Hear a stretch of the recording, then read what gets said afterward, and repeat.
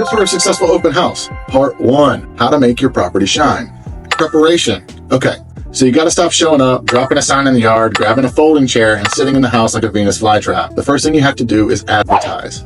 Utilize various platforms like real estate websites, social media, and flyers to reach a wider audience. Then schedule strategically. Consider weekends or weekday evenings for open houses. If the property is new to the market, schedule the open house for the first day or the second day. Then invite neighbors. Yes, who doesn't want to have a say who lives near them? They can recommend the house to others and might be interested themselves. You can even do a VIP open house for them an hour before the public one starts. You can even consider a block party. Partner with other agents with properties nearby to create a bigger event. Collaboration over competition will win every time. Okay, on to showtime. Declutter and depersonalize. Remove personal belongings and unnecessary furniture to allow potential buyers to envision their stuff and themselves in the space. You can even stage the home. Use high-quality furniture and decor to showcase the potential of the property. Let's light a candle, play some music, provide refreshments. An open house should be a whole vibe, not feel like an empty cave of wonder. Even though we love them, keep the pets out of sight. Their presence might turn off some potential buyers. Don't forget to scoop the poop. I'm gonna leave it there. The end of the video, not the poop. I'm LJ Hunt with the Hunt for Homes team, powered by Iron Valley Real Estate. Stay tuned for part 2.